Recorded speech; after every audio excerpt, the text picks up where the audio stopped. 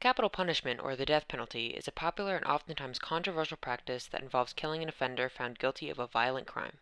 The origins of the death penalty span all the way back to 18th century BC, when used by King Hammurabi of Babylon. It was also used by the Roman Empire in the 15th century, as a part of the Law of the 12 Tables.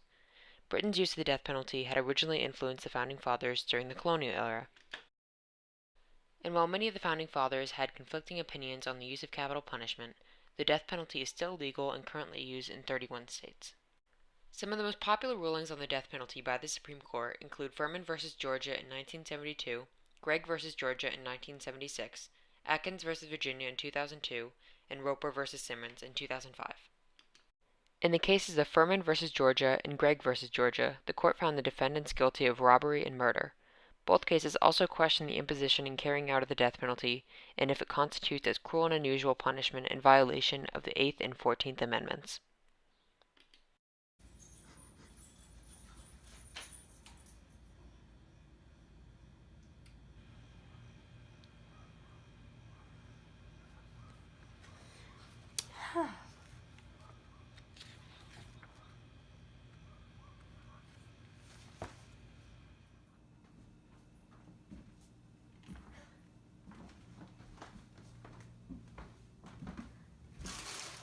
Where are the crown jewels? Perfect.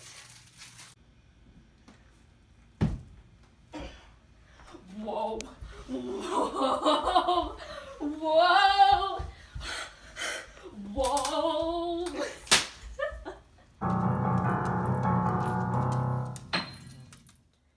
We, the court, in a 5-4 split, have ruled capital punishment in this situation to be cruel and unusual punishment, and thus violates the 8th and 14th Amendments.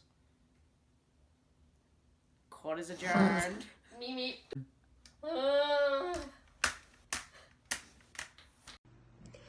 After reviewing Gregg versus Georgia, we have refused to expand Furman. We have held the death penalty was not unconstitutional and it could serve the social purposes of retribution and deterrence. We will be holding Georgia's new capital sentencing as procedures, since Georgia rules reduce the problem of arbitrary application as seen in earlier statutes. In the case of Atkins v. Virginia, Darrell Atkins was convicted of abduction, robbery, and murder. The defense testified that Atkins was mildly mentally disabled, but the court sentenced him to death anyway. The Supreme Court later questioned if the execution of mentally retarded people constitutes as cruel and unusual punishment in violation of the 8th Amendment. After reviewing Atkins versus Virginia, we've decided that executing mentally retarded criminals is unconstitutional and violates the ban on cruel and unusual punishments, since their retardation lessens the severity of the crime and renders the extraordinary penalty of death disproportionately severe. Christopher Simmons was sentenced to death in 1993 when he was only 17. A series of appeals to state and federal courts lasted until 2002, but each appeal was rejected. Then in 2002, the Missouri Supreme Court stayed Simmons' execution, while the U.S. Supreme Court decided Atkins v. Virginia. After the U.S. Supreme Court ruled that executing the mentally disabled violated the 8th and 14th Amendments on cruel and unusual punishment, the Missouri Supreme Court decided to reconsider Simmons' case.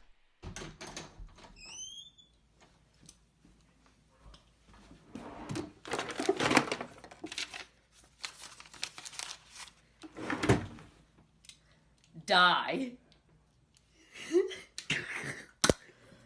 Now that we have reviewed Ropers versus Simmons, we have decided that persons under the age of 17 are not eligible to be on death row and receive the death penalty due to their lack of maturity and responsibility, and they have more vulnerability to negative influence and have incomplete character development.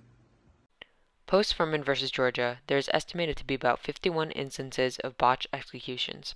States that have the death penalty for severe crimes use several different methods. Among these methods are hanging, gas chamber, lethal injection, firing squad, and electric chair. Hanging is only authorized if lethal injection cannot be given and is currently only used as a method of execution in New Hampshire, Washington, and Delaware.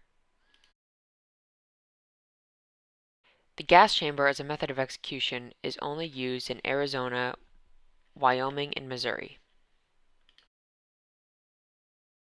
Lethal injection is the most common form of execution and is currently used in a majority of the states that allow the death penalty, as well as the official method of execution used by the federal government and U.S. military. The firing squad is traditionally composed of 3 to 6 shooters per prisoner. This method is used as a secondary method of execution in Oklahoma and Utah. Electrocution is permitted as a secondary alternative in 9 states, including Florida and Nebraska. Capital punishment has been, and remains as, an incredibly polarized issue in modern politics. This is most likely due to the moral and societal implications of using the death penalty, which is seen from some as a form of retribution, and others see it as a barbaric practice. Republicans' and Democrats' opinions on the death penalty differ, although a majority in each group endorses it. A recent Gallup poll shows that 80% of Republicans support the death penalty, while 65% of independents and 58% of Democrats support it. Although a majority of both men and women support the death penalty, men are much more likely to do so than are women. More than 7 in 10 men, 78%, support the death penalty, compared with 62% of women. There are substantial differences between whites and blacks in their support for capital punishment. The data show that 71% of whites support the death penalty, compared with only 44% of blacks. This stark difference may be the result of the ongoing debate about the overrepresentation of blacks on death row across the country. The main arguments used by those in support of capital punishment include the death penalty as a deterrent for violent crimes. Another popular argument is the death penalty being cheaper than feeding and housing a violent criminal for life. Some of the main moral arguments include and circulate around an eye for an eye mentality and the belief that serious crimes deserve serious punishments. Many oppose capital punishment as well. Some argue that the death penalty creates the possibility that a defendant is killed who is not actually guilty of the crime they were accused of. Another popular argument is moral objections. Some see the death penalty as barbaric and uncivil. Others argue it can be applied based on only race or class status. Many who are against the death penalty also argue that the cost of death is actually greater than the cost of life in prison.